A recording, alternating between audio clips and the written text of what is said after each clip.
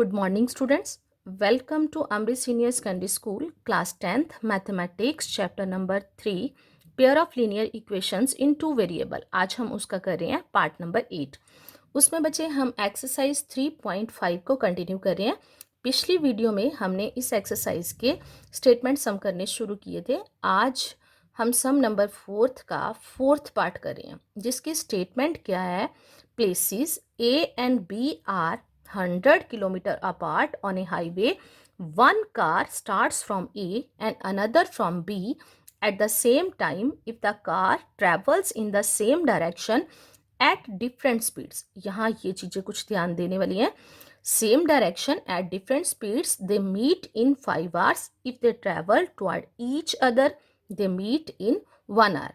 What are the speeds of the two cars? सबसे पहले तो एक चीज़ ये है, उन्होंने लिखा हुआ है कि डिफरेंट स्पीड्स हैं उन दोनों की. तो हमने सबसे पहला काम क्या करना है, let the speed of the first car starts from ए.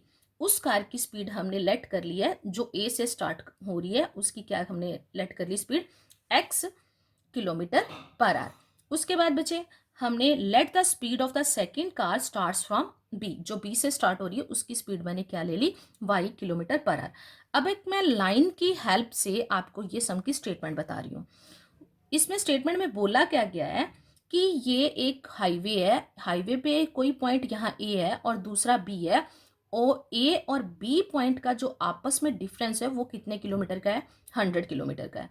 और सेम टाइम पे एक कार यहाँ से चलनी स्टार्ट हुई है और दूसरी कार जो है वो बी से चलनी स्टार्ट हुई है, और दोनों एरो का साइन मैंने इस साइड को बनाया कि दोनों सेम डायरेक्शन में जा रही है, मतलब आगे की तरफ जा रही है. तो स्पीड मैंने यहाँ लिख लिया इसकी x किलोमीटर पर आवर और y किलोमीटर पर आवर. ये एक ही डायरेक्शन में जा रही है, एरो से क्लियर कर दिया. तो बच्चे वो कहता है कि 5 घंटे बाद ये दोनों कार जो हैं वो आपस में मिलती हैं, किसी पॉइंट पे मिलती हैं. तो मैं यहाँ मान रही हूँ कि 5 घंटे बाद वो सी पॉइंट पे. एक चीज और याद रखो, अगर दो कारें जो हैं वो सेम टाइम पे चल रही हैं, सेम डायरेक्शन पे चल रही हैं, तो उनके बीच का जो डिस्टेंस है वो हमेशा इन दोनों पॉइंटों के बीच में कहीं नहीं मिलेगी, हमेशा इन पॉइंटों के आगे जाके कहीं मिलेगी. जैसे मैंने यहाँ सी ले लिया. अब इसी कंडीशन को हम लिख रहे हैं क्योंकि मैं अपनी स्टेटमेंट के अकॉर्डिंग चल रही हूँ. तो उन्होंने बोला है if a car travels in the same direction at different speed they meet in 5 hours. इसका मतलब जब ए कार चलनी स्टार्ट हुई है तो वो यहाँ से 5 घंटे बाद उसने कितना डिस्टेंस कवर कर लिया है, ए से सी तक पहुंच गई है. तो मैंने यहाँ क्या लिखा, इन फर्स्ट कंडीशन ऊपर मैंने लिख लिया distance cover by car A in 5 hours. तो वो क्या है, वो यहाँ ए से सी तक पहुंच गई, ए सी इक्वल टू. बच्चे अब हमारे पास डिस्टेंस का फार्मूला होता है स्पीड इनटू टाइम. मैंने यहाँ एस इंटू टी लिखा है, एस फॉर स्पीड और T for time equal to. जो कार ए से स्टार्ट हुई है उसकी स्पीड कितनी है x, और टाइम उसने कितना लिया 5 घंटे. तो दोनों मल्टीप्लाई होके क्या आ गया मेरे पास 5x. इसी तरह distance covered by car B, जो बी से स्टार्ट हुई है इन 5 hours, उसने 5 घंटे में कितना डिस्टेंस कवर किया बी से सी तक, क्योंकि ये सेम टाइम पे चल रही थी. तो ये 5 घंटे में यहाँ से यहाँ तक पहुंच गई और ये यहाँ से यहाँ तक पहुंची. बी सी, यहाँ मेरी लाइन लगाने का मतलब है कि सेम वही फार्मूला आ रहा है. तो बी सी आ गया तो क्या हो गया, इक्वल टू बी कार की जो स्पीड थी वो y थी, टाइम उसने कितना लिया 5, तो क्या आ गया इक्वल टू 5/. अब मैंने लीनियर इक्वेशन बनानी तो हमारा सम सॉल्व होगा. अब यहाँ मैं लिख रही हूँ बच्चे ए से लेके सी तक टोटल ए कार ने डिस्टेंस कवर किया है. तो यहाँ मैं लिख रही हूँ ए सी इक्वल टू, अगर मैं इस लाइन को देखूं, अगर ए से लेके बी तक का जो डिस्टेंस है प्लस बी से सी तक का जो डिस्टेंस है, दोनों को प्लस कर लूं तो ए सी बनता है. ऐसे ही मैंने यहां लिख लिया A C equal to A B plus B C. अब मैंने ए सी की वैल्यू निकाली हुई है, कितनी है, वो कितनी है 5x मेरे पास इक्वल टू ए बी मुझे दिया हुआ है 100 प्लस बी सी कितना आया मेरे पास 5 है, यहां मैंने लिखा है. अब यहां से बच्चे अगर मैं आगे चलूं तो क्या है कि यहाँ मैंने 5x लिख लिया, मैंने एक्स वाई वाली टर्म्स जो है एक साइड को लेके आनी है. मैंने यहाँ लिख लिया 5x, 5y जो है इस साइड से जब इक्वल के दूसरी तरफ आएगा तो किसका हो जाएगा, माइनस का, इक्वल टू कितना आ गया 100. अब आगे मैंने क्या करा है, 5 दोनों के साथ लग रहा है, मैंने 5 को कॉमन निकाल लिया है।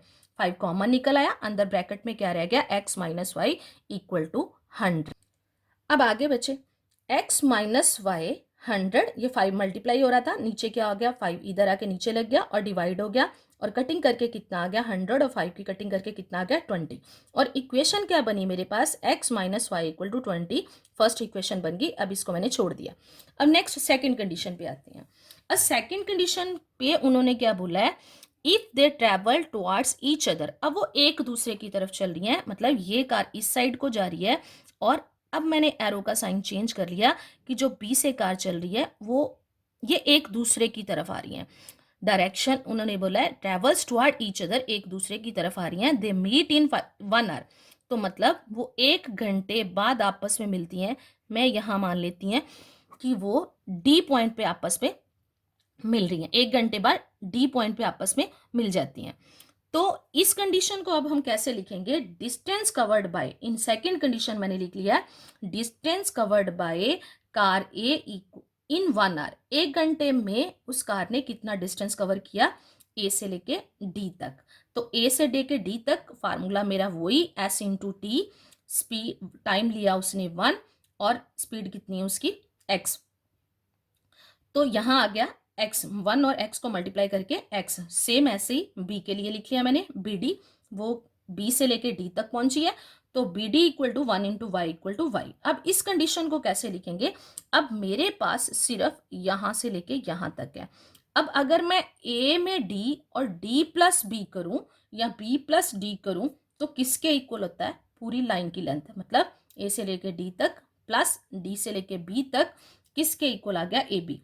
और AD कितना आया मेरा x, और BD जो है वो कितना आया y, इक्वल टू कितना हो गया 100। अब मेरे पास 2 इक्वेशंस बन गई हैं। जैसे मैं फर्स्ट इक्वेशन, अब मैं यहाँ इस साइड को लिख रही हूँ बच्चे, फ्रॉम, अब यहाँ आ गया मेरे पास फ्रॉम 1 and 2। फर्स्ट इक्वेशन मेरे पास क्या है, x minus Y equal to 20, और दूसरी इक्वेशन है मेरे पास x plus Y equal to 100। अब मैंने इनको सॉल्व करना है, मैं कोई सा भी मेथड लगा के इसको सॉल्व कर सकती हूँ। अब यहाँ देखो x के कोफिशिएंट इक्वेट, x वाले भी इक्वल है और y वाले भी कोफिशिएंट है जो इक्वल है, पर y वाले के ऑलरेडी जो साइन है ऑपोजिट है, तो मैंने इक्वेशन को क्या कर लिया, प्लस। मैं किसको एलिमिनेट करूंगी, यहाँ y वाले को। जब प्लस करते हैं तो साइन कोई चेंज नहीं होता, y के साथ y कट गया, यहाँ क्या आ गया x और x, 2x equal to 100 plus 20 120। अब मैंने x की वैल्यू निकालनी, x क्या है, कार a की स्पीड, तो 2 इस साइड मल्टीप्लाई हो रहा था, तो दूसरी साइड जाके क्या हो गया, डिवाइड। 120 को 2 के साथ डिवाइड करेंगे तो क्या आ गया, 60 किलोमीटर पर आवर। एक्स मतलब जो ए से कार स्टार्ट हुई है उसकी स्पीड मेरे पास निकल आई है। अब मैंने जो कार बी से स्टार्ट हो रही है उसकी बी स्पीड निकालनी है। अब लिखेंगे दोनों में से किसी भी इक्वेशन में ये वैल्यू हम फिल कर सकते हैं। मैंने लिख दिया यहाँ फ्रॉम 1 कि मैं फर्स्ट में भरने लगी हूँ, तो मैंने फर्स्ट इक्वेशन यहाँ लिख ली, x minus Y equal to 20 है। यहाँ x की वैल्यू मैंने लगा दी 60 माइनस वाई इक्वल टू 20। यहाँ से y को मैंने इस साइड रखा, उसके आगे माइनस का साइन था, इक्वल टू 20 पहले से ऑलरेडी उधर है, 60 दूसरी तरफ चला गया, तो वो किसका हो गया मेरे पास, माइनस का, माइनस 60।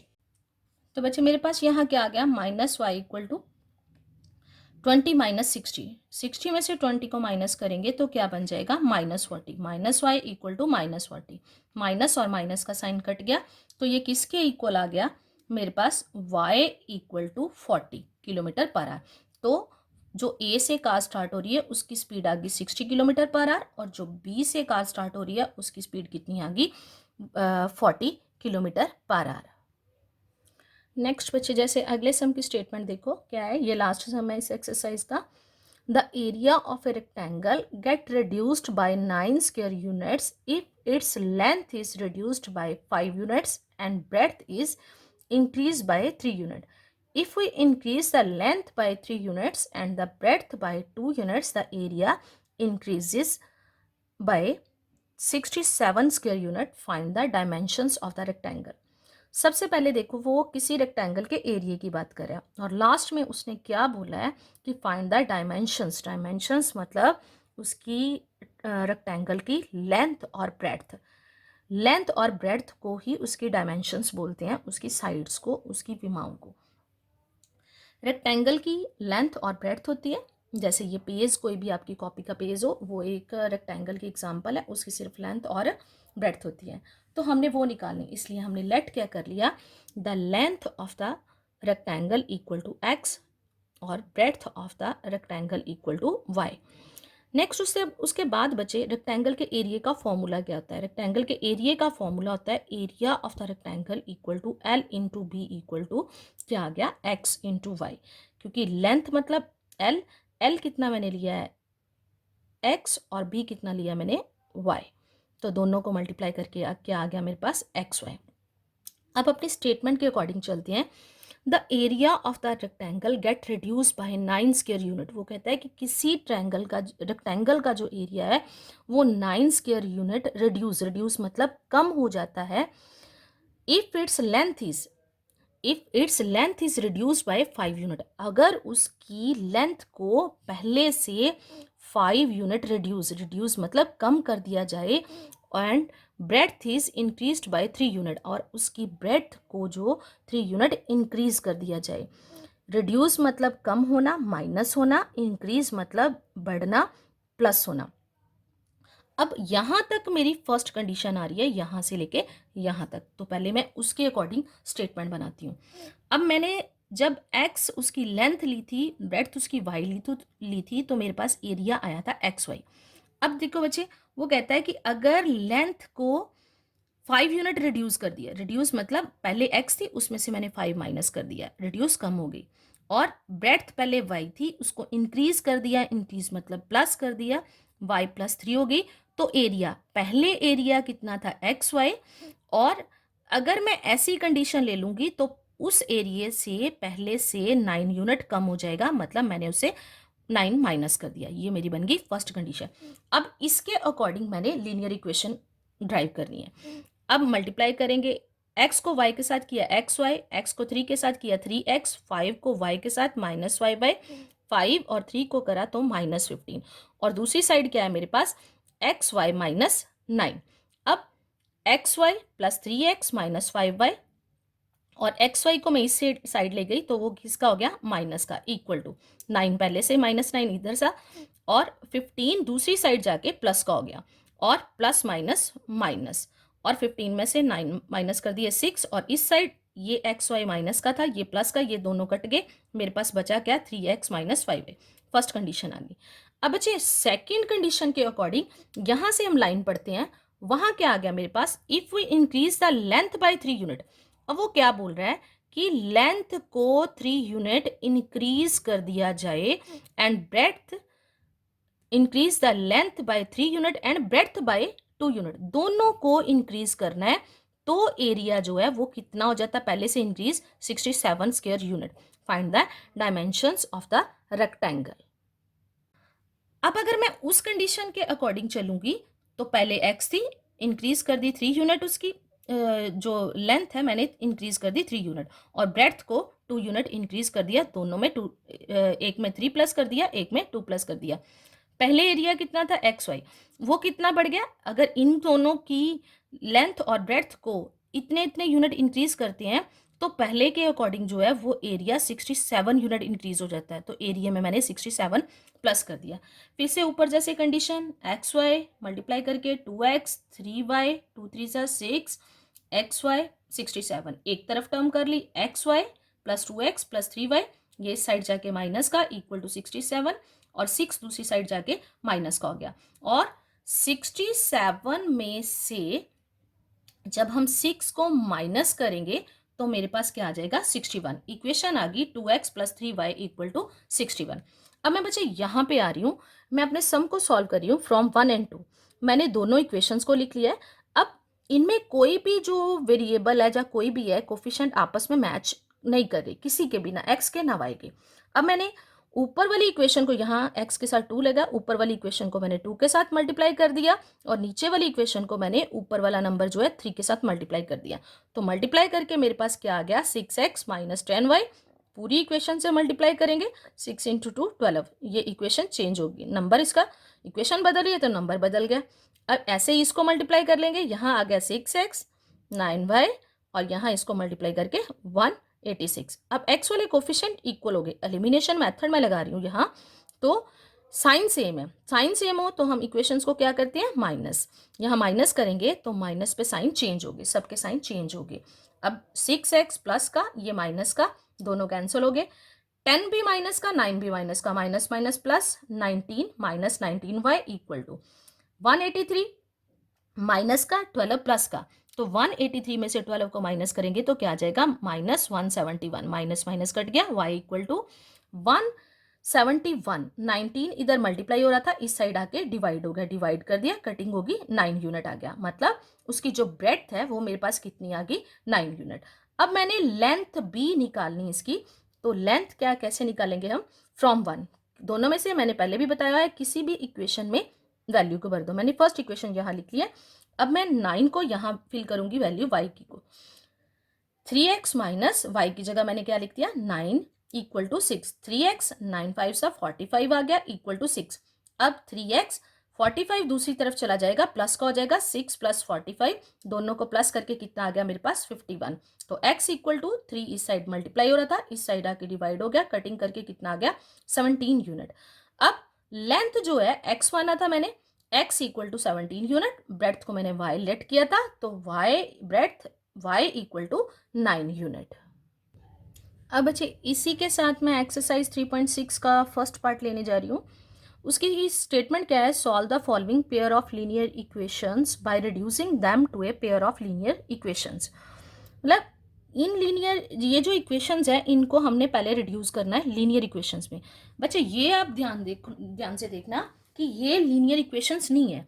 लीनियर इक्वेशन की जब हमने डेफिनेशन करी थी तो उसकी जो पावर है वो 1 होनी चाहिए, और यहाँ x जो है वो नीचे है, इसका मतलब अगर मैं 1/2 को अलग से कर दूं, यहाँ 1/x लिखूं, तो जो यहाँ वेरिएबल है अगर मैं इसको ऊपर लेके जाऊं तो यहाँ x की पावर नीचे पॉजिटिव है, अगर ऊपर जाएगी तो ये नेगेटिव है। तो लीनियर इक्वेशन के लिए उसकी पावर जो है 1 होनी चाहिए, ना कि नेगेटिव पावर होनी चाहिए। इसलिए पहले मैं इन इक्वेशंस को लीनियर इक्वेशन में रिड्यूस करूंगी, फिर इस सम को सॉल्व करेंगे। एक्चुअली लास्ट में हमने जो वैल्यू निकालनी है वो किसकी निकालनी है, एक्स और वाई की। जैसे यहाँ मैंने ऐसे क्या करना है, इसमें यहाँ आपने देखना है नंबर ऊपर कोई सा भी उसको छोड़ दो और नीचे जो भी नंबर लगाओ, नंबर को नहीं हमने देखना, सिर्फ एक्स वाई वाला जो पार्ट है, मतलब जो फर्स्ट इक्वेशन और सेकंड इक्वेशन में जो मैच करा है, यहाँ अकेला एक्स है, यहाँ भी अकेला एक्स है, यहाँ अकेला वाई है, तो यहाँ भी अकेला वाई है। ऊपर हमेशा हमने जब भी लेट करना है, ऊपर हमेशा हमने 1 रखना है और नीचे वो चीजें रखनी है जो सेम हो, वेरिएबल प्लस, कई बार यहाँ x -1 हो जाता है, x माइनस, ये वाला आगे वाला नंबर हमने नहीं देखना, क्योंकि यहाँ 2 है यहाँ 3 है, ये दोनों आपस में मैच नहीं कर रही, और ये भी आपस में मैच नहीं। मैच क्या कर रहा है, x x के साथ y y के साथ, जो चीज नीचे मैच कर रही है ऊपर हमेशा 1, उसको नीचे लिखो इक्वल टू, हमने इसको p लेट कर लिया। अगले में 1/y इक्वल टू q, यहाँ आप इसको a b भी ले सकते हो, मैं यहाँ इसको p q ले रही हूँ। इसके बाद हमने इसको चेंज करना है। अब कैसे लिखेंगे इसको, अब अच्छा यहाँ लिखेंगे फ्रॉम 1 and 2, ये मैं फर्स्ट वाली अपनी स्टेटमेंट लिख रही हूँ, इसको मैंने कैसे लिख लिया, 1/2x को मैं ऐसे भी लिख सकती हूँ, जैसे 1 1 से मल्टीप्लाई होगा और 2x से मल्टीप्लाई होगा तो मेरे पास यही नंबर आएगा। पर मैंने इस स्टेटमेंट को लीनियर इक्वेशन में चेंज करने के लिए इसको इस फॉर्म में लिख लिया, 1/2 इंटू 1/x, और ऐसे ही आगे 1/3 इंटू 1/y इक्वल टू 2 है। ये मैंने फर्स्ट इक्वेशन को इस फॉर्म में लिख लिया। अब 1/2 की जगह पे 1/2 रहा, और 1/x की जगह पे क्या आ गया, p, आगे प्लस का साइन, तो प्लस 1/3 की जगह पे 1/3 रहा, और 1/y की जगह पे क्यों क्या आ गया आपके पास, q, क्योंकि आपने अकेले 1/x को p लेट करा है और 1/y को आपने q लेट करा है।